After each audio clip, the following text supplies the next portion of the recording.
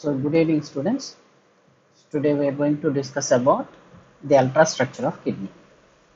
In the last class we have seen the internal structure of kidney where the kidney shows it is a bean shaped kidney is like this.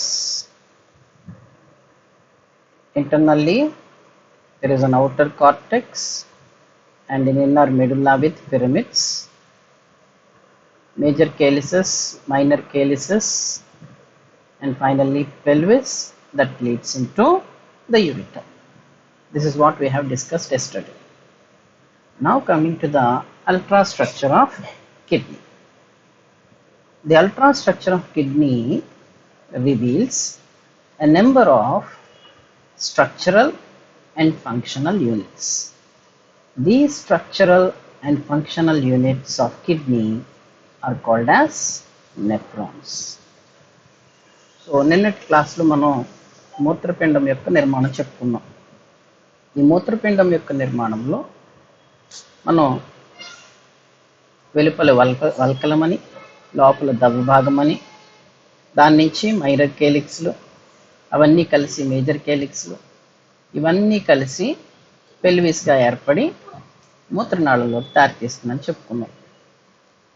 ఇప్పుడు ఇదే మూత్రపిండం యొక్క సూక్ష్మ అంతర్నిర్మాణాన్ని పరిశీలిస్తే మూత్రపిండంలో అనేకమైన నిర్మాణాత్మక మరియు క్రియాత్మక ప్రమాణాలను కనుగొన్నారంట.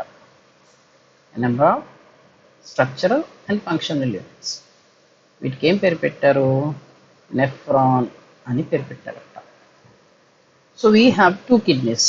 In the abdomen we have 2 kidneys and each kidney contains 1 million nephrons.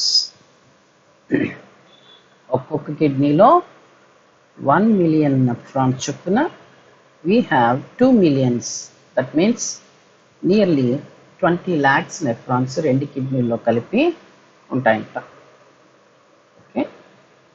So coming to the structure of this nephron. The nephron is divided into 2 parts actually. One is called as Malpighian corpuscle. The other is called as uriniferous tubule. In yesterday's class we have discussed about these uriniferous tubules. In hypothetical kidney, which is archinephros, these are present throughout the length. In pronephric kidney, they are found from the anterior part. In mesonephric, from the middle part, and in the metanephric, from the posterior part. So those uriniferous tubules are said to be part of this nephron. Okay. So మనకి nephron యొక్క నిర్మాణం గమనిస్తే 2 భాగాలు ఉన్నాయి. ఒకటి Malpighian గుళిక, రెండవది మూత్ర సంవళిత నాళిక. Okay, మూత్ర సంవళిత నాళిక. అందులో ముందుగా మనం మాల్పీజియన్ గుళిక గురించి చెప్పుకుందాం. Malpighian corpuscle. It consists of again 2 parts, a Bowman's capsule and a glomerulus. Bowman's capsule and glomerulus. Malpighian గుళికలో మళ్ళీ 2 భాగాలు ఉన్నాయి. ఒకటి బౌమన్స్ గుళిక, రెండవది గ్లోమరులస్. దీన్ని ఏమంటారు తెలుగులో? రక్త కేశనాళిక గుచ్ఛము అని అంటారు. రక్త కేశనాళికలతో ఏర్పడినటువంటి ఒక గుచ్ఛం, బంచ్ అన్నమాట, బంచ్ ఆఫ్ బ్లడ్ క్యాపిలరీస్. దీన్ని గ్లామరులస్ అని అంటారు. వీటి యొక్క నిర్మాణాన్ని ఒకసారి ముందు గమనిస్తే, the Bowman's capsule is cup shaped. The Bowman's capsule is cup shaped. And already we have seen that kidney supplied blood by renal artery and renal vein. మూత్రపిండానికి రక్తాన్ని వృక్కధమని తీసుకెళ్తే వృక్కశిర తీసుకొస్తుందని ఆల్రెడీ చెప్పుకున్నాం. ఇందులో వృక్కధమని, renal artery supplies blood to the kidney. మనకి ఒకసారిగా heart గురించి ఒకసారి చెప్పుకుందాం. Heart ఉంది. హార్ట్లో 4 ఛాంబర్స్ ఉన్నాయి. అందులో లెఫ్ట్ వెంట్రికల్ నుంచి blood is supplied to different parts of the body. ఎప్పుడు when the heart beats. ఒక హార్ట్ బీట్లో ఎంత అమౌంట్ బ్లడ్ బయటకు వస్తుంది అని అంటే 70 ml. That is called as stroke volume. ఇవన్నీ మళ్ళీ డిస్కస్ ఎలాగ చేస్తారు. 70 ml బ్లడ్ బయటకు వస్తుంది. సో ఒక హార్ట్ బీట్కి 1 హార్ట్ బీట్ ఎంత బ్లడ్ వస్తుందని బయటికి హార్ట్లోంచి 70 ml. మరి అలాంటివి మనకి నిమిషానికి ఎన్ని ఉంటాయంట? 70 to 80, అంటే average 75 heart beats. So 75 heart బీట్స్కి ఎంత బ్లడ్ హార్ట్లోంచి బయటకు వస్తుంది అని అంటే 75 into 70. So approximately 5 liters of blood. And this is called as minute volume and also cardiac output. Cardiac output. So ఒక హృదయంలోంచి ఎంత రక్తం ఒక నిమిషంలో బయటకు వస్తుంది అని అంటే 5 లీటర్ల బ్లడ్ బయటకు వస్తుంది. ఇది గుర్తుంచుకోండి. ఈ 5 లీటర్ల బ్లడ్ బయటకు వచ్చి ఏం చేస్తుంది? అన్ని భాగాలకి సరఫరా అవ్వాలి. సో హార్ట్ నుంచి బయటకు వచ్చిన బ్లడ్ ఏం చేస్తుందండి? అన్ని భాగాలకి.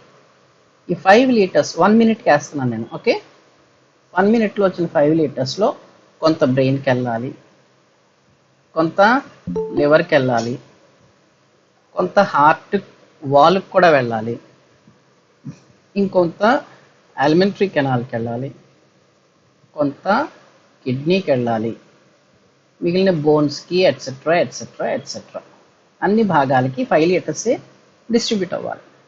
That means 5 litres is shared among all the parts of the body. ఇది 5 లీటర్ని బాడీలో ఉన్నటువంటి అన్ని పార్ట్స్ షేర్ చేసుకున్నాం. అందులో కిడ్నీకి ఎంత వెళ్తుంది అని శాస్త్రవేత్తలు పరిశోధిస్తే ఈ టోటల్ 5 లీటర్స్లో కార్డియాక్ అవుట్పుట్లో about 1/4 of cardiac output is supplied to kidney. Okay, so మూత్రపిండమునకు హృదయపు తోడివేత కార్డియాక్ అవుట్పుట్లో అంటే 5 లీటర్లలో మూత్రపిండానికి సరఫరా చేయబడే రక్తము ఎంత అని పరిశోధిస్తే శాస్త్రవేత్తలకు ఎంత తెలిసిందంట? 1/4 అంటే పావంతు. సో 5 లీటర్స్లో 1/4 ఎంత అవుతుంది? 1250 ml. ఇంటూ 4 వేసుకోండి, మీకు 5 లీటర్స్ వచ్చేస్తుంది. అంటే దీన్ని రేంజ్లో చెప్తే 1200 to 1300 ml. దీన్ని లీటర్స్లో చెప్తే 1.2 to 1.3 liters. So the amount of blood that is supplied to the kidney through the renal artery in 1 minute, that is out of the cardiac output of 5 liters, it is 1.25 liters average. ఈ రకంగా 5 లీటర్లు ఒక నిమిషంలో, అంటే మన బాడీలో ఉంది 5 లీటర్లు అనుకుంటే 5 లీటర్లు ఒక నిమిషంలో హార్ట్లోకి వెళ్ళి హార్ట్ నుంచి బయటకు వచ్చేస్తుంది అనమాట. ఈ వచ్చిన 5 లీటర్లలో మూత్రపిండానికి ఎంత సరఫరా అయింది అని అంటే 1.25 లీటర్లు, పావంతు మూత్రపిండానికే వెళ్ళిపోతుందండి. దేని ద్వారా? From renal artery. We know that artery is divided into arterioles. Arterioles are divided into capillaries at the tissues. ఆర్టరీలు ఏంటి? ధమనులు. ధమనులు పెద్దవి కదా. ధమనులు పెద్దవి కాబట్టి వీటిలోంచి బ్లడ్ అంటే వాటర్, ప్లాస్మా కానీ ప్లాస్మాలో కరిగిన పదార్థాలు కానీ బయటికి రావు. కాబట్టి ఈ ధమనులు ఏం చేస్తాయి? చిన్న చిన్న శాఖలుగా చీలిపోతాయి. వీటిని ఏమన్నాం? ధమనికలు అని అంటాం. సో ధమనులు ఎలా విడిపోతాయి? ధమనికలుగా విడిపోతాయి. కానీ ధమనికల వాళ్ళు కూడా తిగ్గానే ఉంటుంది, దాని నుంచి కూడా బయటికి ఏమీ రాదు. ఈ ధమనికలు ఏం చేస్తాయంట? ఇంకా చిన్నగా పలుచని గోడున్నటువంటి రక్త కేశనాళికలు, లేదా సింపుల్గా కేశనాళికలు అనొచ్చు. రక్త కేశనాళికలు, కేశం అంటే ఏంటి? వెంట్రుకల్లాగా అంత సన్నగా ఉంటాయి అన్నమాట, అంత థిన్గా కూడా ఉంటాయి. ఈ రక్తకేశ నాళికలుగా విడిపోతాయి. సో ఇప్పుడు కూడా మనకి రీనల్ ఆర్టరీ ఉంది కదా, రీనల్ ఆర్టరీ నుంచి వస్తాయి, రీనల్ ఆర్టీరియోల్స్ వస్తాయి. వాటి నుంచి ఏం రావాలి? రీనల్ క్యాపిలరీస్ రావాలి. సో వృక్క ధమనికలు వృక్క రక్తకేశ నాళికలుగా విడిపోతాయి. ఒకసారి ఇవన్నీ ఎలా ఉన్నాయో చూద్దాం. So this is renal artery. This divides into what we call it as renal arterioles. Okay, వృక్క ధమనిక ఎలా విడిపోయిందండి? వృక్క ధమనికలాగా విడిపోయింది. ఎందులోకి? కిడ్నీలోకి ఎంటర్ అయిన తర్వాత. ఈ వృక్క ధమనికలు ఎవరికి సరఫరా అవుతున్నాయి? ఇప్పుడు each arteriole is supplied to each nephron. ప్రతి వృక్క ధమనిక ఏం చేస్తుందంట? నెఫ్రాన్కి సరఫరా అవుతుంది. సో ఎన్ని నెఫ్రాన్లు ఉన్నాయో అన్ని శాఖలు ఉన్నట్లు లెక్క మనకన్నమాట. మరి సరఫరా అయిన తర్వాత నెఫ్రాన్లో ఏ భాగానికి సరఫరా అవుతుందంట? It is supplied to the Bowman's capsule. So Bowman's capsule దగ్గరికి వెళ్ళి ఏం చేస్తుందంటండి? ఇది arteriole divides into a number of capillaries. So దీని నుంచి అనేకమైన రక్తకేశ నాళికలు ఏర్పడ్డాయి.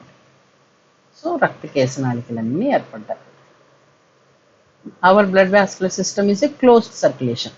కాబట్టి ఏమవుతాయి? ఈ కేశనాళికలన్నీ కలిసి మళ్ళీ ఇంకొక రక్తనాళాన్ని ఏర్పరుస్తాయి. Okay, and this blood vessel that comes out of the Bowman's capsule is also an arteriole. So వెళ్ళేది వృక్క ధమనికే, వచ్చేది వృక్క ధమనికే. ఈ రెండింటికి ఏం పేరు పెట్టారు? ఒకటి నెఫ్రాన్ వైపు వెళ్తుంది కాబట్టి this is called as efferent arteriole, అభివాహి వృక్క ధమనిక అని అంటాం. ఇంకోటి నెఫ్రాన్ నుంచి వస్తుంది కాబట్టి this is called as efferent arteriole because it is coming out of the Bowman's capsule. అపవాహి వృక్క ధమనిక అంటాం.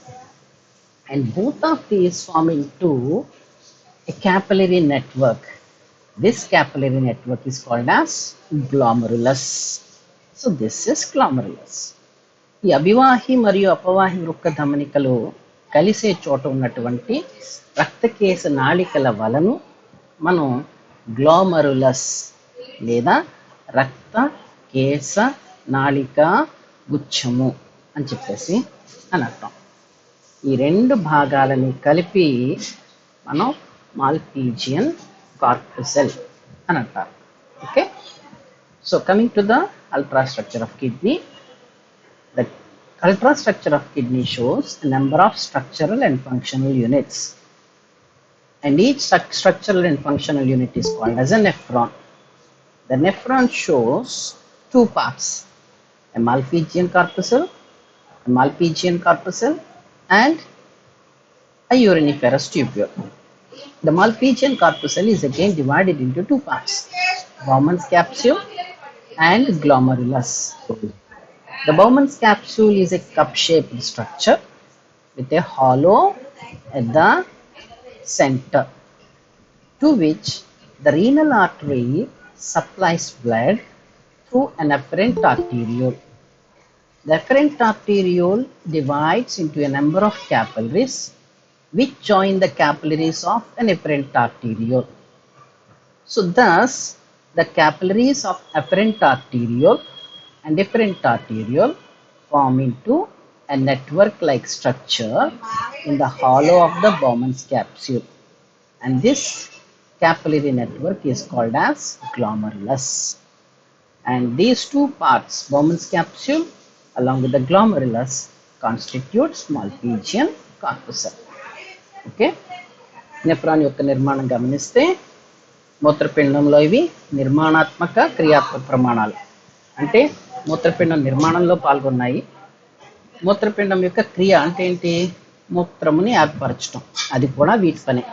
అందుకనే నిర్మాణాత్మక క్రియాత్మక ప్రమాణాలు అంటారు. రెండు భాగాలు ఉన్నాయని చెప్పుకున్నాం, ఒకటి మాల్పీజియన్ గుళిక, రెండవది మూత్ర సంబళిత నాళిక.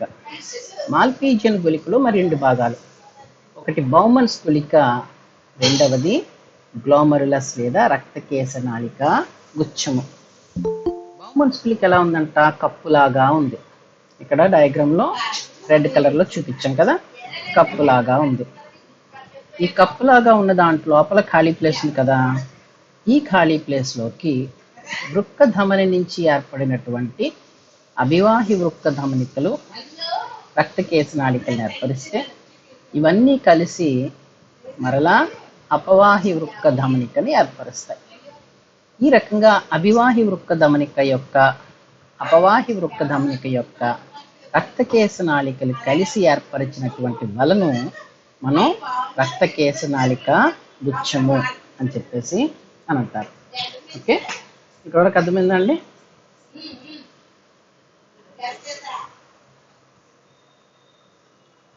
ఏమ్మా ఇప్పటివరకు చెప్పినట్లు ఏం డౌట్ ఉందా? No sir. ఓకే, జస్ట్ ఒక 2 minutes ఉండండి, ఇప్పుడే కనెక్ట్ అవుతాను.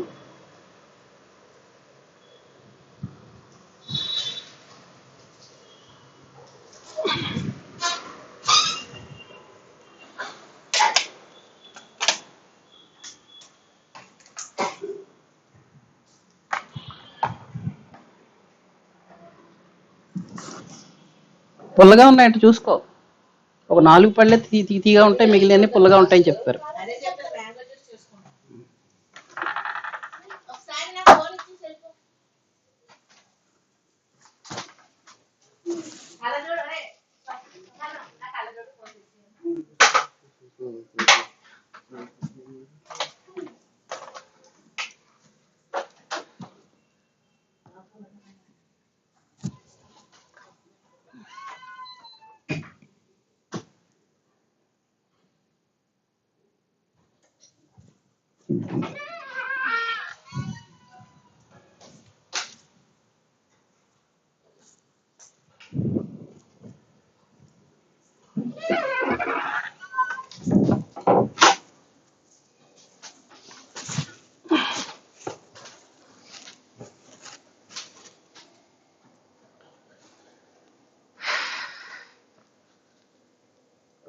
Okay, so this is the structure of a Malpighian corpuscle. Now we'll move to the second part, that is uriniferous tubule. The uriniferous tubule has importantly mainly 4 parts. The first part is called as proximal convoluted tubule. The first part is called as proximal convoluted tubule. So the name convoluted means it is highly twisted. It is highly twisted like this. It is followed by a loop of Henle. It is followed by a loop of Henle. That means there is a U-shaped loop with a descending limb and an ascending limb connected by a hairpin bend. And this is followed by another convoluted tubule, that is distal convoluted tubule. That means it is also this is also twisted, and that continues as a collecting duct. That is the fourth important part. Okay, so let us see how this structure is present. So this is the Malpighian corpuscle, efferent arteriole, glomerulus and Bowman's capsule, followed by a highly convoluted proximal convoluted tubule, from which, and there is another distal convoluted tubule, both of which are connected by what we call it as Henle's loop of Henle. And the distal convoluted tubule continues as a collecting duct. This is how it looks like. Okay, and coming to this is the Bowman's capsule, proximal convoluted tubule, loop of Henle, distal convoluted tubule and collecting duct. What actually happens is the collecting duct receives a number of distal convoluted tubules from adjacent nephrons. That means here there is another nephron which also opens it into this. There is another nephron, that one also opens into this. Another nephron, that one also opens into this. Thus, the collecting duct seems to be in the form of a tree-like structure with a number of branches. So, with each of its branch, the collecting duct is connected to,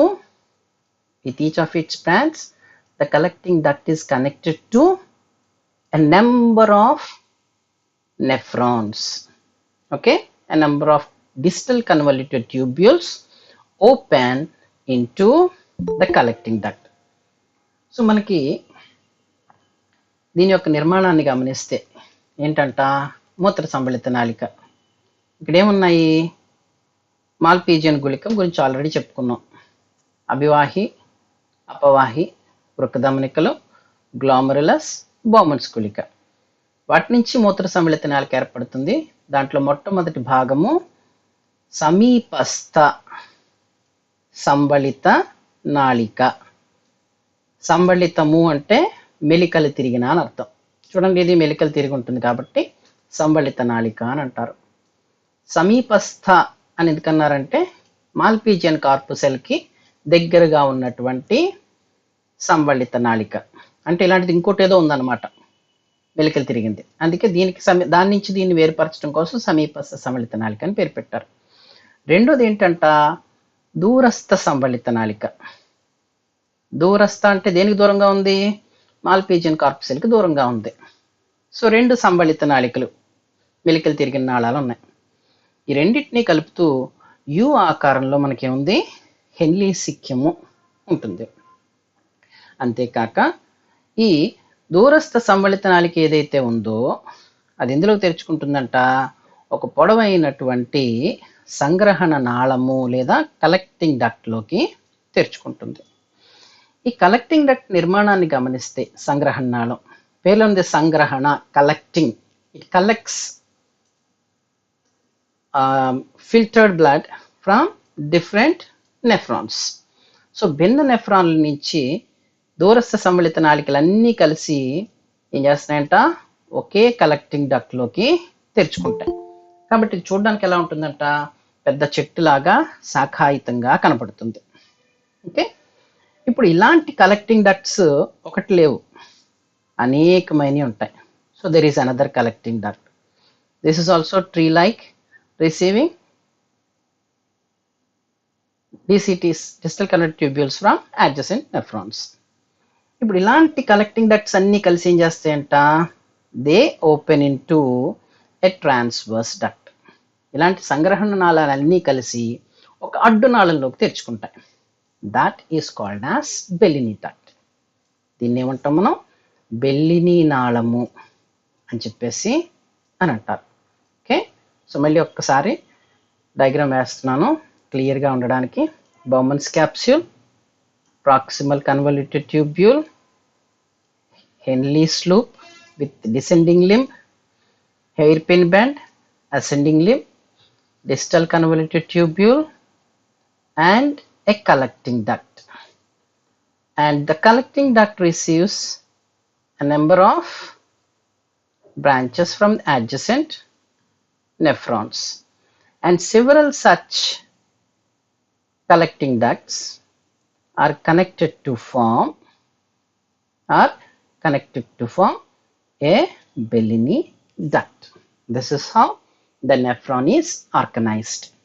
Okay, అర్థమైంది కదండి. ఇప్పుడు ఈ బెల్లినీ duct ఎలాగా continue అవుతుందో ఒకసారి చూద్దాం. మళ్ళీ ఒకసారి కిడ్నీకి వెళ్ళిపోదాం. The outer portion of kidney is dark red అనుకున్నాం స్టార్టింగ్లో కదండి, dark red. This is called as cortex. The inner portion is said to be light red. This is called as medulla. ఎందుకు అది డార్క్ రెడ్గా ఉంది, ఇది ఎందుకు లైట్ రెడ్గా ఉంది అని అంటే, because of the presence of more number of capillaries in the cortex and less number of capillaries in the medulla. రక్తకేశ నాళికలు వల్కలంలో ఎక్కువగాను దవ్వలో తక్కువగాను ఉండడం వలన భిన్న రంగుల్ని ఏర్పరచుకున్నాయి. ఇప్పుడు దవ్వకు వచ్చేస్తే ఎలా ఉందంట, ఇది మెడుల్లాలను కలిగి ఉంది, పిరమిడ్లను కలిగి ఉంది. ఓకేనా. ఇప్పుడు ఇందాక చెప్పుకున్న ఈ డయాగ్రామ్ అంతా ఇక్కడ వేసుకుందాం. దిస్ ఈస్ ఆ Bowman's capsule with its capillary network glomerulus. దాని నుంచి ఏమైంది, ప్రాక్సిమల్ కన్వల్యూటెడ్ ట్యూబ్యూల్. దాని నుంచి ఏమైంది, హెన్లీస్ లూప్. దాని నుంచి డిస్టల్ కన్వల్యూటెడ్ ట్యూబ్యూల్. ఇలాంటివి అనేకమైన కలెక్టింగ్ డక్ట్స్. కలెక్టింగ్ డక్ట్స్ అన్నీ కలిసి ఏమయ్యాయి, ఒక బెలినీ డక్ట్లోకి కనెక్ట్ అయ్యాయి.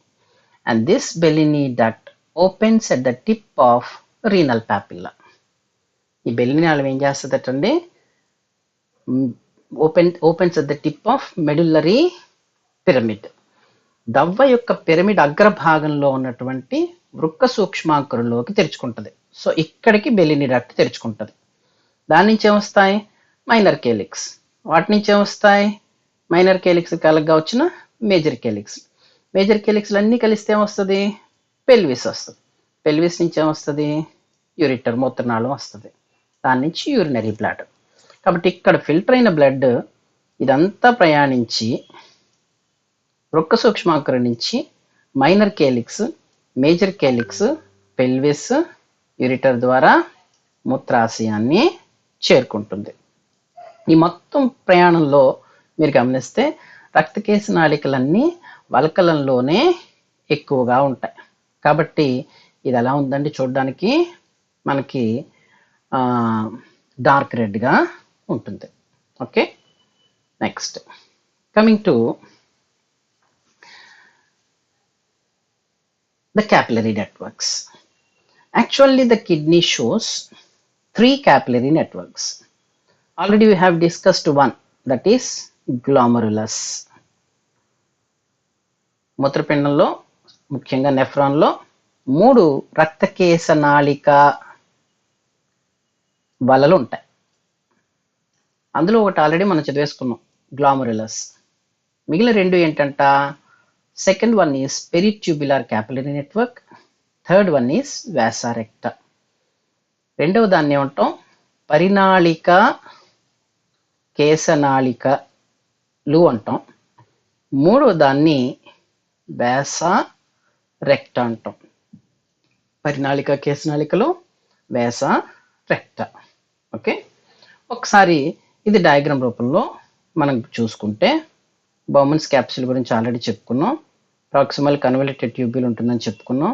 హెన్లీస్ లూప్ ఉంటుందని చెప్పుకున్నాం. డిస్టల్ కన్వల్యూటెడ్ ట్యూబ్యూల్ ఉంటుంది అనుకున్నాం. కలెక్టింగ్ డక్ట్ ఉందని చూసాం. ఇప్పుడు there arises renal artery, efferent arteriole, glomerulus, efferent arteriole.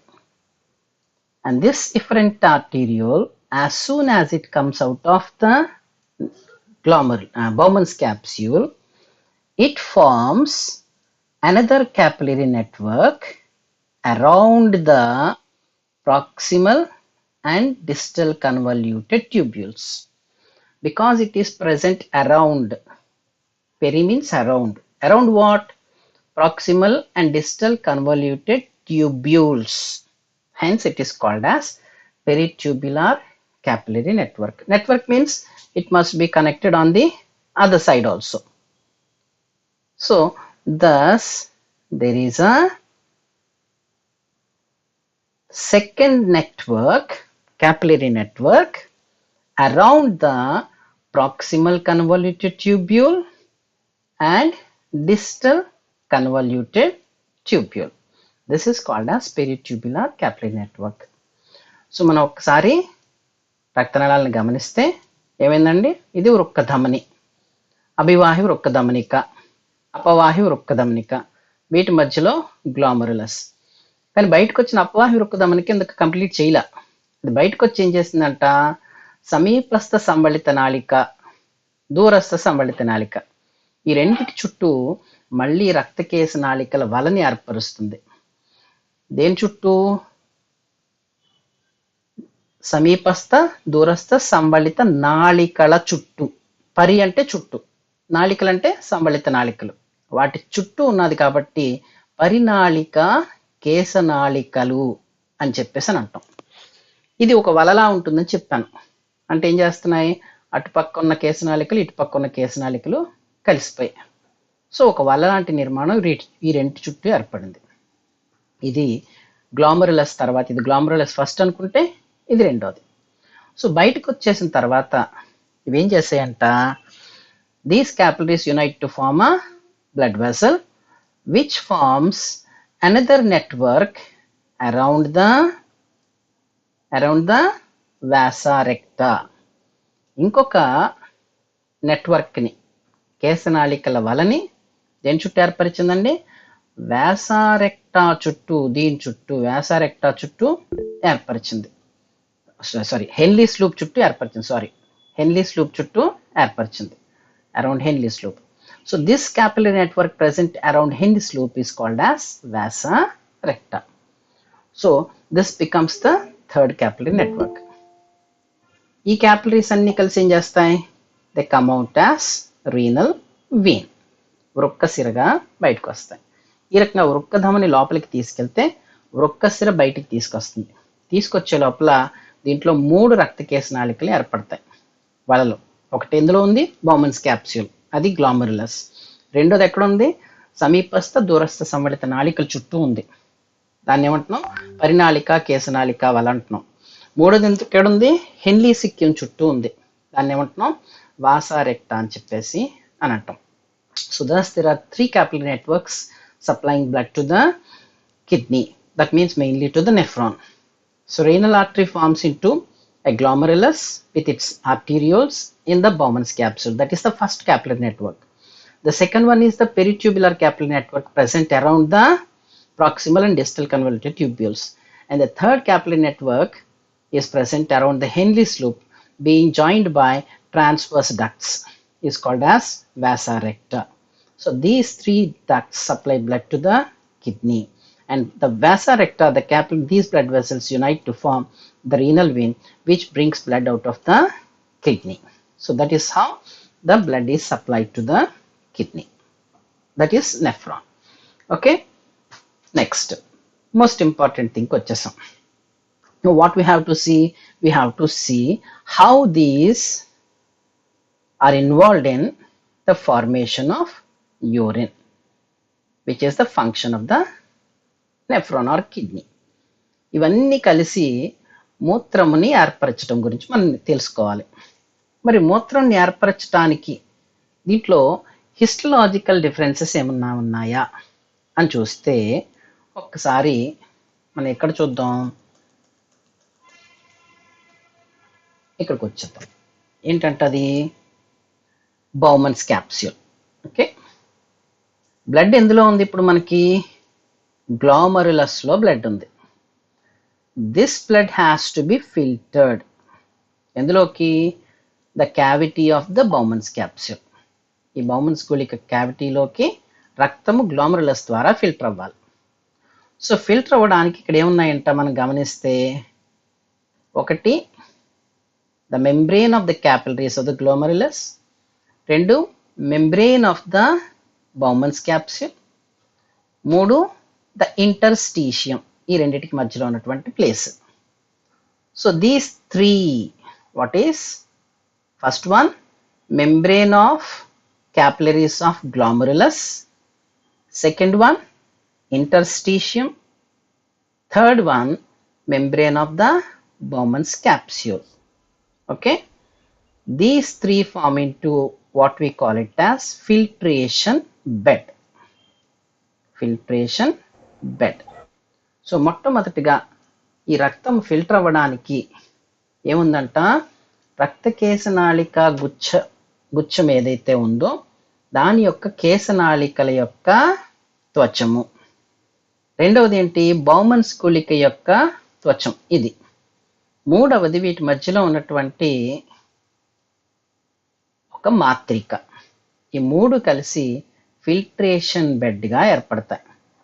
ఈ ఫిల్ట్రేషన్ బెడ్ ద్వారానే ఏమవుతుందంట, బ్లడ్ గెట్స్ ఫిల్టర్డ్, రక్తము ఏమవుతుంది, వడపోయబడుతుంది. ఓకేనా?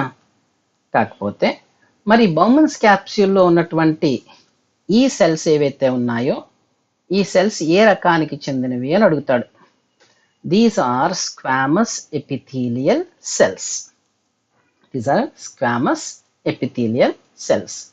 బౌమన్స్ గుళికలో ఉన్నటువంటి ఈ త్వచములో ఉన్న కణాలన్నీ ఎలాంటివి అనంటే సెల్ కళ ఉపకళ కణాలు. తెలియకపోతే రాసుకోండి, తెలిస్తే అక్కర్లేదు. ఓకే, సో ఇవన్నీ కూడా సెల్ కళ ఉపకళ కణాలు. కాకపోతే ఫిల్ట్రేషన్ బెడ్ దగ్గర చూడండి, ఇక్కడ ఫిల్ట్రేషన్ బెడ్ దగ్గర మాత్రం కొన్ని ప్రత్యేకమైన కణాలు ఉన్నాయి. వీటిని ఏమన్నారు? పోడోసైట్లు అని అంటారు. సో మిగిలిన the entire Bowman's capsular wall is made up of squamous epithelial cells, but in the filtration bed region, it forms into specialized cells called as podocytes. ఎందుకన్నారు? ఇవి పోడోసైట్స్ అనుకుందాం సెల్స్. వీటి నుంచి ఏమవుతాయంట? ఫుట్ లైక్ ఎక్స్టెన్షన్స్ వస్తాయంట. They form into foot like extensions. Podos means foot. ఇలాంటి foot like extensions ఉన్నాయి కాబట్టి వీటికి ఏం పేరు పెట్టారు? పోడోసైట్స్ అని పేరు పెట్టారు. సో మీకు బౌమన్స్ గుళిక గురించి అడిగితే హిస్టాలజీలో 2 అడిగే అవకాశం ఉంది. ఒకటి ఏంటంట సెల్ కళ ఉపకళ కణజాలం, రెండవది పోడోసైట్లు. ఈ 2 మీరు గుర్తుంచుకోండి. అలాగే అక్కడి నుంచి ఎక్కడికి వచ్చేసాం మనం? ప్రాక్సిమల్ అండ్ డిస్టల్ కన్వల్యూటెడ్ ట్యూబ్యూల్స్కి వచ్చేసాం. ఈ ప్రాక్సిమల్ డిస్టల్ కన్వల్యూటెడ్ ట్యూబ్యూల్కి వచ్చేసరికి ఇక్కడ డయాగ్రామ్లో చూపించినట్టుగా చూడండి. They contain cuboidal epithelial cells. సమీపస్థ దూరస్థ సమలిత నాళికల్లో ఉండే కణాలు ఎలాంటివి అంటే అవి ఘనాకార ఉపకళా కణాలు. ఘనాకార ఉపకళా కణాలు.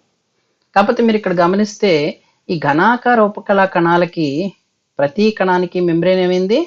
It is highly folded to form microvilli like structures. మన ఇంటెస్టైన్లో చెప్పుకున్నాం కదా, సూక్ష్మ ఆంత్ర చూషకాలు ఉంటాయని చెప్పుకున్నాం విల్లైలో. అలాగే ఇక్కడ కూడా ఏమున్నాయంట? మైక్రోవిల్లై ఉన్నాయి. ఈ సూక్ష్మ ఆంత్ర చూషకాలు ఉన్నటువంటి ఈ అంచుని మనం ఏమంటాము అంటే బ్రష్ బోర్డర్ అని అంటారు.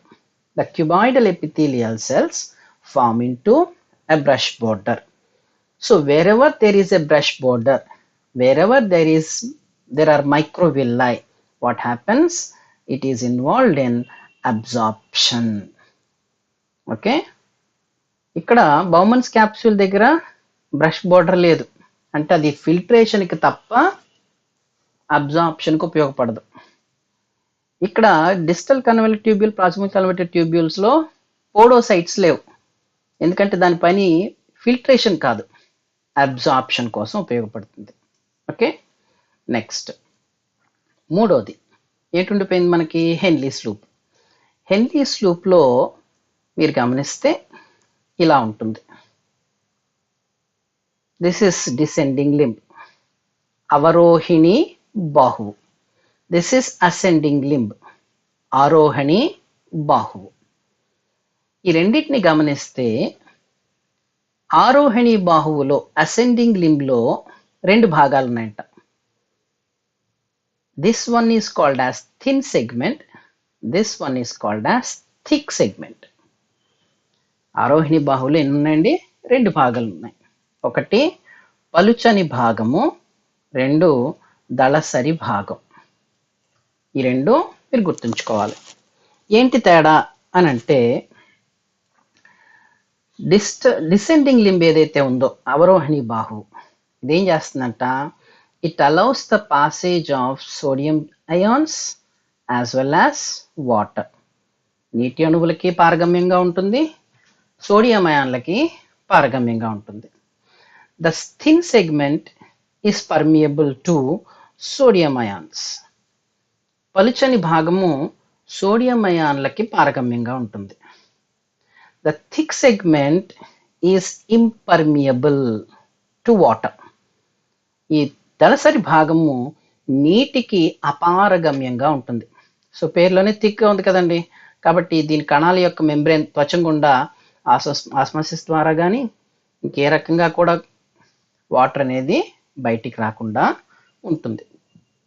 ఇది ఎందుకు ఇలా ఉంది ఈ నిర్మాణం అనేది మీకు ఫార్మేషన్ ఆఫ్ యూరిన్ వచ్చినప్పుడు డీటెయిల్గా చెప్పడం జరుగుతుంది. ఓకే, సో మళ్ళీ ఒకసారి హిస్టాలజీ రివైజ్ చేసుకుంటే, the Bowman's capsule with its membrane containing podocytes, the intervening interstitium containing the extracellular matrix, and the membrane of the capillaries of the glomerulus form into what we call it as filtration bed. The remaining cells of the Bowman's capsule are squamous epithelial cells, whereas the proximal and distal convoluted tubules are made up of cells which are cuboidal epithelial cells having brush border. That means they are responsible for absorption. And thirdly, there is a Henle's loop where the ascending limb shows a thin segment and a thick segment. Here the thick segment is said to be impermeable to water. This is the histological differences observed during the entire length of the nephron, which play an important and key role in the formation of urine. Okay, so మూత్రం ఏర్పడడానికి చాలా కారకాలు కావాలి. అందులో ముఖ్యమైనది వాటి యొక్క కణజాల నిర్మాణం, హిస్టాలజీ. దాంట్లో మొట్టమొదటి ఏం చెప్పుకున్నాం, ఫిల్ట్రేషన్ బెడ్. ఎలా తయారైందంట, రక్త కేశనాళిక గుచ్చం ఏదైతే ఉందో దాని కేశనాళికల యొక్క పలుచని త్వచం. రెండవది బౌమన్స్ గుళిక యొక్క త్వచం. అది దేంతో తయారైంది, పోడోసైట్లు అనే ప్రత్యేకమైనటువంటి కణాలతో తయారైంది. ఈ రెండిటికి మధ్యలో ఉన్నటువంటి మాత్రిక, ఈ మూడు కలిపి ఫిల్ట్రేషన్ బెడ్గా తయారయ్యాయి. మిగిలిన బౌమన్స్ గుళిక అంతా కూడా శల్కల ఉపకళా కణజాలంతో ఏర్పడి ఉంటుంది. మరి సంబలిత నాళికలు ఏమున్నాయని చెప్పుకున్నాము, ఘనాకార ఉపకళా కణాలు ఉండి కుంచె అంచు, బ్రష్ బోర్డర్ అంటే తెలుగులో కుంచె అంచు అని అంటారు, బ్రష్ బోర్డర్ని కలిగి ఉన్నాయి. అంటే ఇది శ్వాసనలో ఉపయోగపడుతుంది. హెన్లీ సిక్కింకి వచ్చేసరికి అవరోహిణి బాహువులో పలుచని భాగం అలాగే దళసరి భాగం ఉంది. దళసరి భాగమేమో నీటికి అపారగమ్యంగా ఉంటుంది అని చెప్పుకున్నాం. ఓకే, ఇది హిస్టాలజీ. ఇప్పుడు మనం ఏం చెప్పుకోవాలి, the main function, that is formation of urine. Okay, formation of urine takes place in 3 steps. మూత్రము ఏర్పడే విధానము 3 దశల్లో జరుగుతుంది. First one is called as glomerular ultrafiltration. It is not just filtration, it is ultrafiltration. రక్త కేశనాళిక గుచ్చ సూక్ష్మగాలనము అని అంటాం. సూక్ష్మ అంటే అర్థం ఏంటి, even the minutest particles are filtered అని అర్థం. రెండవది ఏంటి, సెలెక్టివ్ రీఅబ్జార్ప్షన్. సెలెక్టివ్ పేరులోనే ఉంది, వర్ణాత్మక. వర్ణం అంటే ఇక్కడ సెలెక్షన్. పునఃశోషణము, పునఃశోషణం. మూడవది ఏంటి, ట్యూబులార్ సెక్రీషన్, నాళికా స్రావం. ఈ రకంగా 3 దశల్లో మూత్రం ఏర్పడడం అనేది జరుగుతుంది. ఓకేనా, ఈ 3 దశలు ఎలా జరుగుతాయన్నది మీకు ఒక్క పావు గంటలో చెప్తాను. దాంతో మనకి ఈ ఫార్మేషన్ ఆఫ్ యూరిన్ పూర్తయిపోతుంది. సో ముందుగా మనం దీనికి వెళ్ళే ముందు నేను ఒక ప్రశ్న అడుగుదాం అనుకుంటున్నాను, వీళ్ళు ఎవరైనా చెప్పండి. Why this is called as reabsorption? దీన్ని పునఃశోషణము అని ఎందుకు అన్నాం? అబ్జార్ప్షన్ అంటే సరిపోతుంది కదా. ఎవరైనా చెప్తారా?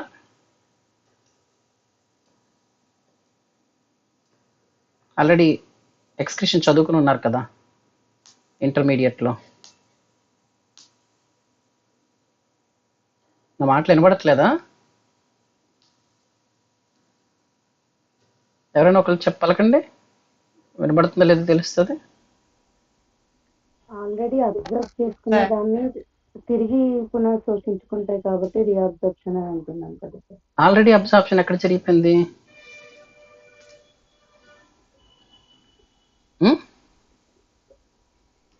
Simple logic. ఒక ప్రశ్న, ఇంకొక ప్రశ్న. Why liver is present? మనలో కాలేయం ఎందుకుంది చెప్పండి?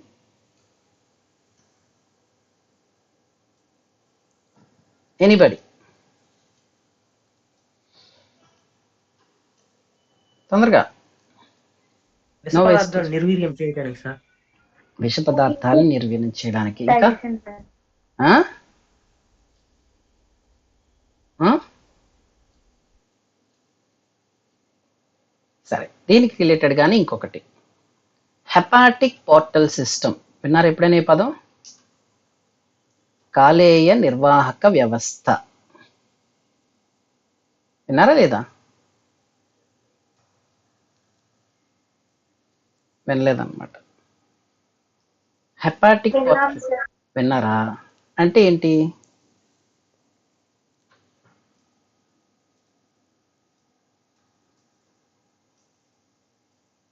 సరే, మూడో ప్రశ్న. ఆల్కహాల్ తాగే వాళ్ళలో లివర్ ఎందుకు పాడైపోతుంది? Why liver gets damaged in those individuals who are what we call drink alcoholic beverages? ఎందుకు అని అంటే ఒకసారి చూద్దాం. Food is digested in the intestine. The food is digested in the intestine. Intestine నుంచి డైజెస్ట్ అయిన తర్వాత digested food is absorbed into blood circulation కదండి? digested food is absorbed into blood circulation. There is a heart which receives blood from different parts of the body through precavals and postcavals. Precavals bring blood from anterior parts of the body. Postcaval vein brings blood from the posterior parts of the body. హృదయానికి రక్తాన్ని సిరలు తీసుకొస్తాయి, మహాసిరలు. పూర్వ మహాసిరలు పై భాగం నుంచి, పరమహాసిర కింది భాగం నుంచి తీసుకొస్తుంది. తీసుకొచ్చిన తర్వాత ఏమవుతుంది? అక్కడి నుంచి వెంట్రుకలకి వెళ్తుంది, ఇక్కడి నుంచి లంగ్స్కి వెళ్తుంది, లంగ్స్ నుంచి లెఫ్ట్ ఆరికిల్కి వస్తుంది, అక్కడి నుంచి లెఫ్ట్ వెంట్రుకలకి వస్తుంది, ఇక్కడి నుంచి మళ్ళీ బాడీ పార్ట్స్కి వెళ్ళేటప్పుడు బ్రెయిన్కి కూడా వెళ్తుంది. That means whatever the blood is collected by the veins, that goes to even brain directly. మరి అలాంటి సందర్భంలో if the digested food contains any unwanted or toxic material, that may directly go to brain. ఈ digested ఫుడ్లో ఏంటంట, మనకి విషాలు లాంటి విష పదార్థాలని చెప్పలేం, కానీ ఆల్కహాల్ కూడా విషం కింద లెక్క. సో మన దేహానికి హాని కలిగించే పదార్థాలు మన ఆహారం ద్వారా తీసేసుకున్నాం తెలియకుండానే. అలాంటివి కనుక ఉన్నాయనుకోండి, నేరుగా ఎక్కడికి వెళ్ళిపోతాయి? బ్రెయిన్కి కూడా వెళ్ళిపోయే అవకాశం ఉంది. మరి ఇవన్నీ జరగకూడదు. ఇంకోటి ఏంటంట, the food that contains that food that is digested, it contains large amount of glucose, that means monosaccharides, large amounts of amino acids, large amounts of fatty acids, glycerol, etc. etc. So మనం జీర్ణమైన ఆహారంలో అన్నీ ఎక్కువే తింటాం కదా, ఎంత తక్కువ ఎంతనో. So glucose ఎక్కువ ఉంటుంది, అమినో యాసిడ్స్ ఎక్కువ ఉంటాయి, ఫ్యాటీ యాసిడ్స్ ఎక్కువ ఉంటాయి. ఇవి కనుక నేరుగా బ్లడ్లోకి వెళ్ళిపోతే బ్లడ్లో ఏమవుతుంది? వాటి కాన్సన్ట్రేషన్ పెరిగిపోతుంది. ఓకేనా? మరి వాటి కాన్సన్ట్రేషన్ బ్లడ్లో పెరిగిపోతే ఏమవుతుంది? కాన్సన్ట్రేషన్ తగ్గించడం కోసం ఉప్పు ఎక్కువైపోతే ఏం చేస్తాం? మజ్జిగని దాంట్లో నీళ్ళు యాడ్ చేస్తాం. సో టిష్యూ ఫ్లూయిడ్ నుంచి వాటర్ లోపలికి వచ్చింది అనుకోండి, కాన్సన్ట్రేషన్ తగ్గించడం కోసం, ఎందుకు ఈక్విలిబ్రియం మెయింటైన్ చేయాలి కాబట్టి. బ్లడ్ వాల్యూమ్ పెరిగిపోద్ది, బ్లడ్ హార్ట్ రేట్ పెరిగిపోద్ది, హార్ట్ కొట్టుకొని ఆగిపోద్ది. సో ఇవన్నీ జరగకూడదు. ఇందాక చెప్పింది డైరెక్ట్గా బ్రెయిన్కి వెళ్ళకూడదు, బ్లడ్ వాల్యూమ్ పెరగకూడదు. ఉండాలి.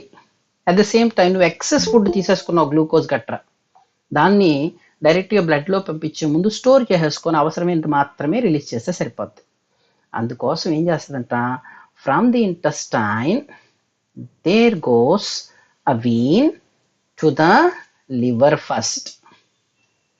లివర్ ఏం చేస్తుంది, టాక్సిక్ సబ్స్టాన్సెస్ని డైజెస్టెడ్ ఫుడ్లో ఉంటే డీటాక్సిఫై చేస్తుంది. నీ దాంట్లో బ్యాక్టీరియా లాంటివి ఉంటే the Kupffer cells which are phagocytic digest them. నువ్వు తీసుకున్న ఫుడ్లో గ్లూకోజ్ ఎక్కువ తినేసావు, ఫ్రీగా వచ్చింది కదా అని కేజీ షుగర్ తినేసావు, అర కేజీ లేదా పావు కేజీ రసగుల్లాలు తినేసావు. ఇప్పుడేమైంది, గ్లూకోజ్ కంటెంట్ పెరిగిపోయింది. And that glucose is converted to glycogen and stored in the liver. ఇవన్నీ అయిపోయిన రిమైనింగ్ని ఇంకో బ్లడ్ వెజల్ తీసుకొచ్చి నార్మల్ సర్క్యులేషన్లోకి రిలీజ్ చేస్తుంది. ఓకే, సో ఆల్రెడీ ఒకసారి ఏమైపోయింది, అబ్జార్ప్షన్ జరిగిపోయిందండి. ఎక్కడి నుంచి, from intestine to the liver, from the intestine to the blood. అక్కడి నుంచి లివర్కి వెళ్ళి అప్పుడు నార్మల్ సర్క్యులేషన్లోకి వచ్చింది. సో ఈ నార్మల్ సర్క్యులేషన్లోకి వచ్చింది ఎక్కడికి వెళ్తుందని చెప్పుకున్నాను, హార్ట్కి వెళ్తుందని చెప్పుకున్నాం. హార్ట్ నుంచి ఎక్కడికి వెళ్తుంది, మళ్ళీ బాడీ పార్ట్స్కి వస్తుంది అనుకున్నాం. అంటే ఎక్కడికి వస్తుంది, మళ్ళీ కిడ్నీకే వస్తుంది. సో ఇక్కడ లివర్లో డీటాక్సిఫికేషను, స్టోరేజ్ అన్నీ అయిపోయిన తర్వాత, ఫస్ట్ అబ్జార్ప్షన్ అయిపోయిన తర్వాత మళ్ళీ ఎక్కడికి వచ్చింది, కిడ్నీ దగ్గరికి వచ్చింది. ఓకే, ఇప్పుడు కిడ్నీకి ఏం సప్లై అయిందండి, renal artery that is coming from the dorsal aorta supplies blood to the kidney. ఎంత సప్లై చేస్తుందని చెప్పుకున్నాం ఇందాకలా, 1.25 liters per minute. దీంట్లో ఏమున్నాయి, the blood that is supplied to the kidney contains what, it contains all the digested food కదండి. లివర్లో store చేసుకోగా మిగిలిన digested food అంటే ఇందులో ఏమున్నాయి, it has monosaccharides, it has fatty acids, it has ఇంకేముంటాయి, amino acids, vitamins, minerals, whatever, ఇవన్నీ ఇందులోనే ఉన్నాయి. So whatever the digested food that is absorbed here, this entire digested food is supplied directly to the kidney. ఇప్పుడు kidney ఏం చేస్తుంది, ఈ బ్లడ్ని filter చేసేస్తుంది. ఫిల్టర్ చేస్తే ఏమవుతుంది, whatever the blood, blood అంటే ఏంటి, blood is nothing but plasma plus blood cells. క్యాపిలరీస్లో plasma ఉంది, బ్లడ్ సెల్స్ ఉంది. ప్లాస్మాలో ఏముంది, వాటర్ ఉంది. వాటర్లో ఏమున్నాయి, ఈ డిజాల్వ్డ్ సబ్స్టాన్సెస్ అన్నీ ఉన్నాయి. ఇప్పుడు బ్లడ్ క్యాపిలరీస్ దగ్గర ఫిల్టర్ అయ్యింది, క్యాపిలరీస్ దగ్గర ఫిల్టర్ అయ్యింది అంటే ఏమవుతుంది, బ్లడ్ సెల్స్ లోపల ఉండిపోతాయి, ప్లాస్మా అంటే వాటర్ మాత్రమే బయటకు వస్తుంది. ఎందులోకి, బామన్స్ క్యాప్సూల్లోకి. సో వాటర్ మాత్రమే బయటకు వచ్చింది అంటే వాటర్లో కరిగి ఉన్న పదార్థాలన్నీ బయటకు వచ్చేస్తాయి. That means the filtrate contains all the digested food material. At the same time, liver నుంచి వచ్చింది కదా, లివర్లో ammonia is converted into urea, కాబట్టి it also contains urea. ఇప్పుడు ఏం చేయాలి, ఫిల్టర్ అయిన దాన్ని అంతటినీ కూడా బౌమన్స్ క్యాప్సూల్ నుంచి proximal convoluted tubule, Henle's loop, distal convoluted tubule, collecting duct, Bellini duct, అక్కడి నుంచి minor calyx, major calyx, pelvis, ureter, urinary bladder పంపించాం అనుకోండి, డైజెస్ట్ ఫుడ్ అంతా ఇందులో ఉంటుంది, యూరినరీ బ్లాడర్లో ఉంటుంది, బయటికి వెళ్ళిపోతాయి. యూరియాతో పాటు ఇవి కూడా వెళ్ళిపోతాయి. అందుకే ఇప్పుడు ఏం చేస్తుందట, after filtration it goes for absorption again.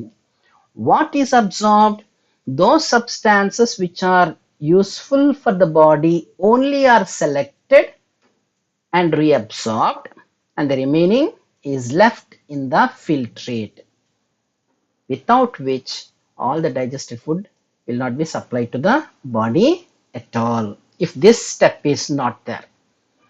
So వడకట్టబడ్డం అయిపోయిన తర్వాత ఏం జరగాలి, వడకట్టిన బ్లడ్లో అన్ని పదార్థాలు ఉన్నాయి. ఏమున్నాయి, జీర్ణమైన పదార్థాలు అంటే దేహానికి అవసరమైనవి ఉన్నాయి, దేహానికి అవసరం లేని లివర్ నుంచి వచ్చింది కదా యూరియా కూడా ఉంది. సో యూరియాని మాత్రం బయటికి పంపించాలి, మిగిలిన రెండింటిని చేయాలి, రక్తంలోకి తిరిగి శోషించుకోవాలి. అందుకే దీన్ని ఏమంటున్నాం, వర్ణాత్మక. దీన్ని సెలెక్ట్ చేసుకోలేదు, దేహానికి అవసరమైన వాటిని మాత్రమే సెలెక్ట్ చేసుకుని వాటిని మళ్ళీ శోషణ చెందించింది. ఎందుకంటే ఆల్రెడీ లివర్ దగ్గర ఇంటెస్టైన్ దగ్గర ఒకసారి శోషణ చెందిపోయింది. అదే మళ్ళీ కిడ్నీకి వచ్చిన తర్వాత అవే సబ్స్టాన్సెస్ అన్ని మళ్ళీ రీఅబ్జార్బ్ అయ్యాయి. కాబట్టి దీన్ని సెలెక్టివ్ రీఅబ్జార్ప్షన్ అని చెప్పేసి అని అంటాం. Is it clear up to this point? ఏమ్మా? Okay, done. నా ఫైనల్ పార్ట్కి వచ్చేసాం. ఏంటంట? Glomerular ultra filtration. ఇప్పుడు కొన్ని వాల్యూస్ చెప్తాను. Those values are variable in each textbook. ఒక్కొక్క టెక్స్ట్ బుక్లో ఒక్కొక్క రకంగా ఉంటాయి. సో నేను జనరలైజ్డ్ వేరియబుల్ చెప్తున్నాను, ప్రాసెస్ మాత్రం నేర్చుకోండి. ఎగ్జామినేషన్ వచ్చినప్పుడు మీకు కాన్సెప్ట్ అర్థమైపోతే ఆన్సర్ ఎలా చేయాలో మీకు అర్థమవుతుంది. So first let us start with glomerular ultra filtration. So glomerular ultra ఫిల్ట్రేషన్కి వెళ్ళేటప్పుడు మనం ఒక్కసారి గమనిస్తే ఇక్కడ ఏముందండి, here this is afferent arteriole, this is efferent arteriole and this is glomerulus. గమనించారు కదండి? అభివాహి వృక్క ధమనిక, అపవాహి వృక్క ధమనిక, రక్తకేశనాళిక గుచ్చం. ఇప్పుడు ఇక్కడ afferent arteriole ని మీరు గమనిస్తే ఏం తేడా కనబడుతుంది? The diameter of afferent arteriole is greater than the diameter of the efferent arteriole. Okay, అభివాహి వృక్క ధమనిక యొక్క వ్యాసము అపవాహి వృక్క ధమనిక యొక్క వ్యాసము కంటే పెద్దది. ఓకేనా? సో దీని సైజ్ పెద్దది, దీని సైజ్ చిన్నది. అంటే ఫర్ ఎగ్జాంపుల్ చెప్పుకుందాం. ఫస్ట్ 1 minute దీంట్లోకి గ్లామరులస్లోకి ఎంత వచ్చింది? ఒక 50 ml బ్లడ్ వచ్చింది అనుకుందాం.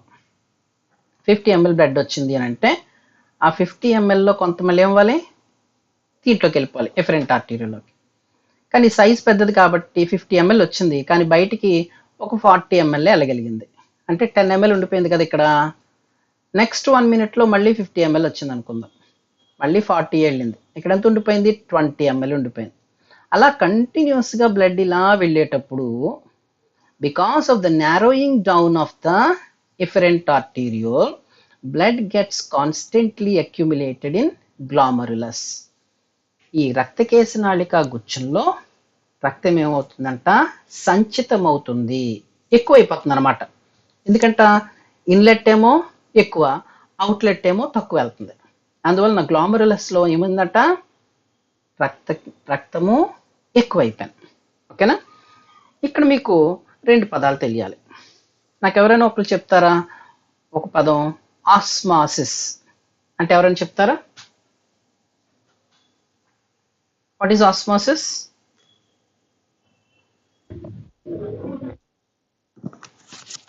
ద్రవాభిసరణ అంటే lower concentration, higher concentration to lower concentration of the fluid, sir. ఏంటది? మూవ్ అవుతుంది అని అర్థం. Movement of a particle from higher concentration to lower concentration with semi-permeable membrane. Movement of particle. What particle is moved from high concentration to lower concentration?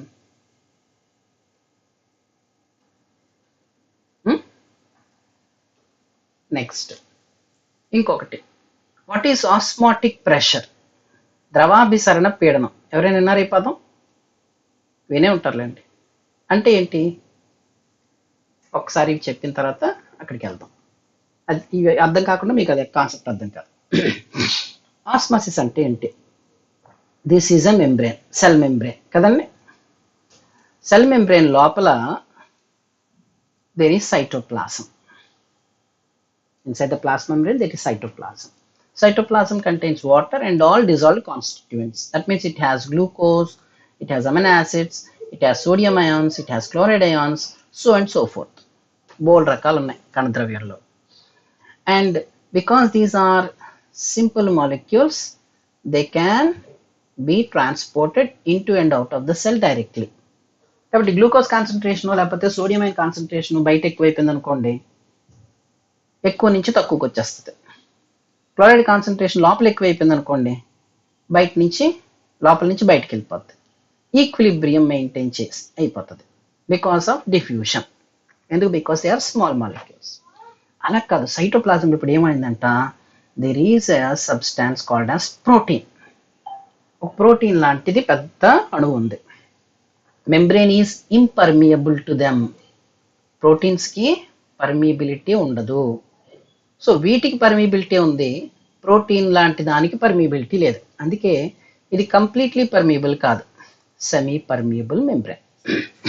ఇప్పుడు ఏమైందంట, ఇలాంటి semi permeable membrane ఇది కదండి, proteins లోపల ఉండడం వలన ఇక్కడ ఏమైందంట, లోపల కాన్సన్ట్రేషన్ ఎక్కువైపోయింది, కణద్రవ్యం యొక్క గాఢత పెరిగిపోయింది. So the cytoplasmic concentration increased. ఇప్పుడు గాఢతని ఎక్స్ట్రా సెల్యులర్ ఫ్లూయిడ్, ఇది ఇంట్రాసెల్యులర్ ఫ్లూయిడ్ అంటే రెండు పక్కల సమానం చేయాలి. రెండు పక్కల సమానం చేయాలంటే ఏం చేయాలి, ఎక్కువైపోయిన ప్రోటీన్లని ఏం చేయాలి, బయటికి పంపించాలి. కానీ మెంబ్రేన్ ఏం చేస్తుంది, ఇంపర్మియబుల్ అనుకున్నాం, బయటికి పంపించలేం. కాబట్టి ఇప్పుడు ఏం చేయాలంట, ఇన్స్టెడ్ ఆఫ్ దిస్ ఒక చిన్న ఎగ్జాంపుల్ చెప్తాను. 2 బీకర్లు ఇచ్చాను, ఒక దాంట్లో 1 లీటర్ వాటర్, ఇంకో దాంట్లో 1 లీటర్ వాటర్. 15 minutes 15. ఈ 1 లీటర్లో 1 kg సాల్ట్ వేసాను, దీంట్లో 1/2 kg సాల్ట్ వేసాను. ఇది ఏ, ఇది బి అనుకుంటే, ఇప్పుడు బిని ఏకి ఈక్వల్ చేయాలంటే ఏం చేస్తాం, దీంట్లో ఇంకో 1/2 kg సాల్ట్ కలిపితే రెండింటి కాన్సన్ట్రేషన్ ఈక్వల్ అయిపోతుంది. కానీ ఏని బికి ఈక్వల్ చేయాలంటే కరిగిపోయిన 1/2 kg 1 kg నుంచి 1/2 kg తీయలేం. కాబట్టి ఏం చేస్తాం, ఇక్కడ we add 1 litre water. So quantity అయితే ఎక్కువైంది కానీ కాన్సన్ట్రేషన్ రిమైన్స్ ద సేమ్. ఎందుకంటే ఇక్కడ బికాస్ ఇందులో కలిపినటువంటి సాల్ట్ని మనం తీయలేం కాబట్టి దానికి బదులు వాటర్ని యాడ్ చేసి దాన్ని ఏం చేసాం, దాని యొక్క కాన్సన్ట్రేషన్ని తగ్గించాం. సో ఇక్కడ ప్రోటీన్ని బయటికి తెప్పించలేం కాబట్టి బయట నుంచి ఏం చేస్తున్నాం, ఇప్పుడు వాటర్ని పంపించి లోపల గాఢతని తగ్గిస్తాం. సో ఇక్కడ ఎవరు మూవ్ అవుతున్నారు, వాటర్ మూవ్ అవుతుంది. సో ఆస్మాసిస్ అంటే మూమెంట్ ఆఫ్ వాటర్, అది గుర్తుంచుకోండి. ద్రవాభిసరణ అంటే ఎవరు రవాణా అవుతున్నారంటే పార్టికల్స్ కాదు, నీరు రవాణా చెందుతుంది. ఇప్పుడు చెప్పారు, మీరు చెప్పింది ఎక్కడి నుంచి ఎక్కడికి, సొల్యూట్. ఇక్కడ ప్రోటీన్ అంటే ఏంటి, సైటోప్లాజం అంటే వాటర్ ఉంది కాబట్టి సాల్వెంట్ అది, ఇది సొల్యూట్. ఇది సొల్యూట్ కాన్సన్ట్రేషన్ ఎక్కువగా ఉంది లోపల, అదే extra cellular fluid solute concentration తక్కువగా ఉంది. ఇప్పుడు వాటర్ ఎక్కడి నుంచి ఇక్కడ మూవ్ అవుతుంది, ఫ్రమ్ ఎన్ ఏరియా ఆఫ్ లో concentration of the solute to an area of high concentration of the solute, water moves, and this is called as osmosis. Okay, తక్కువ ద్రావితం యొక్క తక్కువ గాఢత కలిగినటువంటి ప్రాంతం నుంచి ద్రావితం యొక్క ఎక్కువ గాఢత గల ప్రాంతానికి, ఎందుకోసం, అటుపక్కే కదా, దాన్ని రెడ్యూస్ చేయాలి, ఈక్వలైజ్ చేయాలి. అందుకోసం జరిగేటటువంటి నీటి అణువుల రవాణాను అనేమంటాం, ఆస్మాసిస్, ద్రవాభిసరణ అని అంటాం.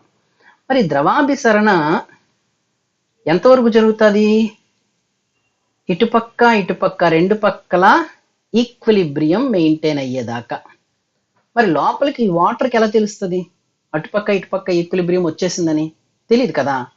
సో ఎలా తెలుస్తుందంట, సో లోపలికి వాటర్ వచ్చేస్తుంది. ఫర్ ఎగ్జాంపుల్ ఒక బకెట్ ఆఫ్ వాటర్ తీసుకుందాం. ఓకే, ఈ బకెట్ ఆఫ్ వాటర్లో ఏమున్నాయి, చిన్న చిన్న నలకలు ఉన్నాయి. ఓకే, ఇప్పుడు ఏం చేశాను, ఈ వాటర్ని నేను బాగా కలిపేశాను. కలిపేస్తే ఏమవుతాయి, వాటర్ కదులుతున్నప్పుడు there is a movement of water. ఈ పార్టికల్స్ ఏవైతే ఉండిపోయాయో ఆ పార్టికల్స్ ఏం చేస్తాయి, గోడను గుద్దుకుంటాయి. గోడను గుద్దుకొని బయటకు రావడానికి ప్రయత్నిస్తాయి. కానీ this is impermeable to these particles. The bucket wall is impermeable to the particles so that they go back again. So as long as the water moves, the particles keep on colliding with the wall. As long as the water enters, these solute particles keep on colliding with the plasma membrane, and this creates a pressure. This creates a pressure. ఈ pressure ఎటు పని చేస్తుంది? ఇటువైపు పని చేస్తుంది. Water ఎటు నుంచి వస్తుంది? లోపలికి వస్తుంది. ఇనీషియల్గా వాటర్ తక్కువ వస్తుంది కాబట్టి movement of particles, solute particles is less, కాబట్టి ప్రెషర్ తక్కువ ఉంటుంది. వాటర్ ఎక్కువ అవుతున్న కొలది ప్రెషర్ పెరుగుతూ ఉంటుంది. సో ఎప్పుడైతే ఈ ప్రెషరు అంటే దీని మీద అప్లై చేసే ప్రెషరు, లోపలికి వచ్చేటటువంటి వాటర్ ప్రెషరు రెండు ఈక్వల్ అవుతాయో అక్కడ ఆస్మాసిస్ ఆగిపోతుంది. And this pressure exerted by the solute particles against osmosis on the wall, that means on the semi పర్మిబుల్ membrane, is called as osmotic pressure. ఈ రకంగా ఈ ద్రావితము ఏదైతే ఉందో ఈ అణువులు నీటి అణువుల చలనానికి వ్యతిరేక దిశలో త్వచము మీద కలిగించే పీడనాన్ని ద్రవాభిసరణ పీడనము అంటాం. సో ద్రవాభిసరణలో ఏం పాల్గొంటుంది? నీరు పాల్గొంటుంది. ద్రవాభిసరణ పీడనంలో ఏం పాల్గొంటుంది? ద్రావితపు అణువులు పాల్గొంటాయి. ఈ రెండిట్లో ఏం చేస్తాయి? ఈ రెండు ఒకదానికొకటి వ్యతిరేకంగా పనిచేస్తాయి. ఈ వాటర్ లోపలికి వస్తుంది కదా, వాటర్ వలన వచ్చే పీడనం ఏముంటుందో తెలుసా? We call it as hydrostatic pressure, జలస్థితిక పీడనం. సో నీటి వలన కలిగే పీడనం ఏమో జలస్థితిక పీడనం. ఆ నీటి అణువులు కలిగేటువంటి ఆస్మాసిస్ ని తగ్గించడం కోసం ఈ ద్రావితపు అణువుల వలన కలిగే పీడనమేమో ద్రవాభిసరణ పీడనం. సో ఈ రెండు పదాలు అర్థమయ్యా? Hydrostatic pressure and osmotic pressure. Yes sir. Good. ఇప్పుడు ఏం జరుగుతుందో ఒకసారి చూద్దాం. ఇప్పుడు ఏం జరిగింది? This is Bowman's capsule. ఈ బౌమన్స్ క్యాప్స్యూల్కి ఏం సప్లై అయింది? బ్లడ్ సప్లై అయింది. సో ఈ బ్లడ్ సప్లై అయినప్పుడు because of the difference in the efferent and different arterioles there is a accumulation of blood in the glomerulus which creates pressure on the filtration bed. Okay, filtration bed ఏంటని చెప్పుకున్నాం? Bowman's capsule membrane అలాగే గ్లామరులార్ capillary membrane, వీటి మీద pressure create చేస్తుంది. This pressure is created by the blood. బ్లడ్లో దేని వలన వస్తుంది? ప్లాస్మా. ప్లాస్మాలో ఏముంది? వాటర్. సో దీని వల్ల కలిగే పీడనాన్ని ఏమంటాం? హైడ్రోస్టాటిక్ ప్రెషర్ అంటాం. Okay, so because the difference in the diameter of the afferent and different arterioles, hydrostatic pressure is applied on the filtration bed. That means on the wall of the glomerular capillaries and the Bowman's capsule. ఇది ఎటు పని చేస్తుంది? ఇటువైపు పని చేస్తుంది. ఎటువైపు? Bowman's capsule వైపు. Okay, already ఇప్పుడైతే ఫ్రెష్గా జరుగుతుంది అనుకుంటున్నాం, కానీ కంటిన్యూస్గా ఈ సప్లై జరుగుతుంది, ఈ ప్రాసెస్ జరుగుతుంది కాబట్టి ఆల్రెడీ అంతకుముందు ఫిల్టర్ అయిపోయిన కొంత బ్లడ్ ఇందులో ఉంది. ఈ బ్లడ్ ఏం చేస్తుంది? ఈ హైడ్రోస్టాటిక్ ప్రెషర్కి అగెయిన్స్ట్గా పనిచేస్తుంది, అంతే కదా? ఇటు నుంచి బ్లడ్ వస్తుంది, ఫిల్టర్ అవుతుంది, ఆల్రెడీ ఫిల్టర్ అయింది, అటువైపు ఉంది, అదేం చేస్తుంది? దాన్ని ఆపుతుంది. ఇందులో ఉన్నటువంటి క్యాప్సూల్లో ఉన్నటువంటి ఆల్రెడీ ఫిల్టర్ అయినటువంటి ఇంతకుముందు ఈ ఫిల్ట్రేట్ నుంచి వచ్చేటటువంటి ప్రెషర్, అది కూడా వాటరే కదా, దాన్ని ఏమంటాం? క్యాప్సులార్ హైడ్రోస్టాటిక్ ప్రెషర్ అంటాం. ఫస్ట్ది ఎవరిది? గ్లామరులార్ హైడ్రోస్టాటిక్ ప్రెషర్, ఇదేమో capsular hydrostatic pressure. Glomerular hydrostatic pressure ఎలా పనిచేస్తుంది?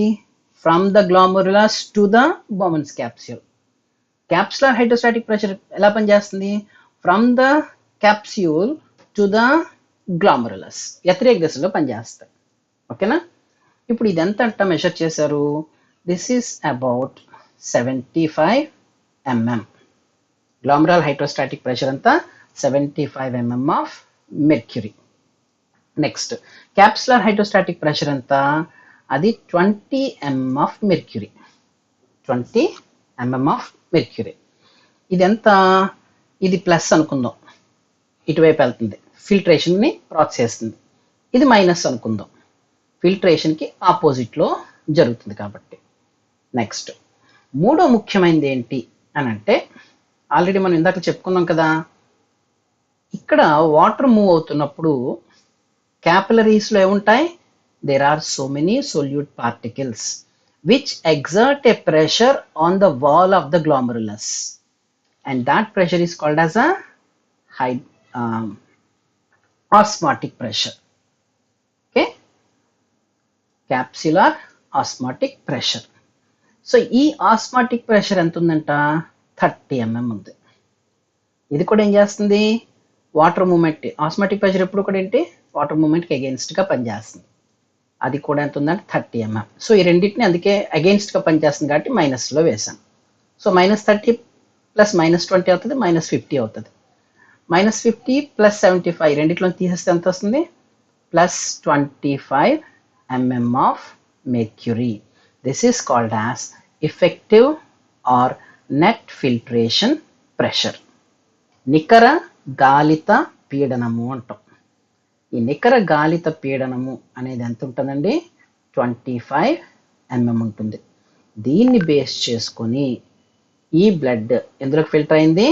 గ్లామరులస్లోకి ఫిల్టర్ అయింది. Okay, so based on an effective filtration pressure of 25 mm, blood gets filtered into the hollow of the Bowman's capsule. This is what we call it as glomerular ultrafiltration. It is called as ultrafiltration because except blood cells and plasma proteins, immunoglobulin, serum albumin, serum globulin ఇవన్నీ ఉంటాయి కదండి. Except this, the entire plasma containing urea, that means water, plus all the digested food substances is filtered. This is what we call it as glomerular filtrate. So glomerular filtrate అంటే ఏంటి? గాలితము, గుచ్చ గాలితము అంటే ఏంటి అని అడుగుతాడు. ఏంటంట? Blood minus blood cells minus plasma proteins. So బ్లడ్లోంచి రక్త కణాలు, ఎర్ర రక్త కణాలు, తెల్ల రక్త కణాలు, రక్త ఫలికిట్లు రావు బయటికి. రెండోది ప్లాస్మా ప్రోటీన్లు బయటికి రావు. ఈ రెండు తీసిగా మిగిలిన బ్లడ్ అంతా ఫిల్టర్ అయిపోయింది. దాన్ని ఏమంటాం? గ్లామరులార్ ఫిల్ట్రేట్ అని అంటాం. ఇలాగా ఎంత ఫిల్ట్రేట్ అవుతుందంట? ఇన్ 1 minute ఎంత సప్లై అయింది? 1250 ml సప్లై అయింది కదా. అందులో ఎంత ఫిల్టర్ అవుతుందంట? by 10, 125 ml is filtered. So how much glomerular filtrate is formed అని అడుగుతారు. ఎంత గుచ్చగాలనము ఏర్పడింది అని అడిగితే ఎంత అంటండి? 125 ml per minute. This is called as glomerular filtration rate. గుచ్చ గాలన రేటు ఎంత అని అడుగుతాడు. ఎంత పెట్టాలి? 125 milliliters. So 125 milliliters in 1 minute కదండి. అలాంటి 1 minute 1 అవర్లో ఎన్ని నిమిషాలు ఉంటాయి? 60 minutes. ఇలాంటి 60 minutes ఎన్ని అవర్స్లో ఉంటుంది? 24 hours. సో ఒక డేలో మనకి ఎంత అవుతుంది అని అంటేనంట సుమారుగా 180 liters of glomerular filtrate is formed in a day. Okay, 125 milliliter filter అవుతుంది ఒక నిమిషానికి. అలాంటివి గంటకి 60 నిమిషాలు, అలాంటివి 24 గంటలు, అంటే ఒక రోజులో. సో ఒక రోజులో ఇవన్నీ మల్టిప్లై చేస్తే మనకి ఎంత వస్తుంది? సుమారుగా 180 లీటర్లు. మనకి 5 లీటర్ల బ్లడ్ ఉంది కదా, 180 లీటర్లు ఎలా వస్తుంది అనుకుంటుంటే, ఒక రోజుకి లెక్కేస్తున్నాం. 5 లీటర్లు అన్నిసార్లు ఫిల్టర్ అయితే ఒక రోజంతా కలిపి మనకి 180 లీటర్స్ ఫిల్టర్ అయినట్లు లెక్క. మరి what happens? 178.5 liters of this is reabsorbed. దీంట్లో ఎంత అంటండి? 178.5 లీటర్లు పునఃశోషణం చెందుతుంది. ఇంకా మిగిలింది ఎంత? 1.5 liters. This becomes the urine per day. So amount of urine formed per day ఎంత అని అడుగుతాడు? 1.5 liters అని చెప్పుకోండి. This is what glomerular ultrafiltration is. So in tomorrow class we'll deal with selective reabsorption and tubular secretion, ఎందుకంటే దీనికి ఇంకొక గంట పడుతుంది కాబట్టి. సో ఇప్పటివరకు చెప్పిన దాంట్లో మీకు ఏమైనా సందేహాలు ఉంటే అడగండి, లేదంటే ఇది ఒక్కసారి మళ్ళీ రివైజ్ చేసుకోండి. వీడియో మళ్ళీ ఇమీడియట్గా పెడతాను, మీకు ఏం డౌట్స్ ఉంటే చూసుకోండి.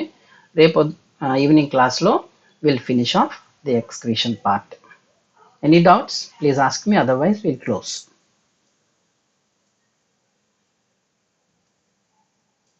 Thank you.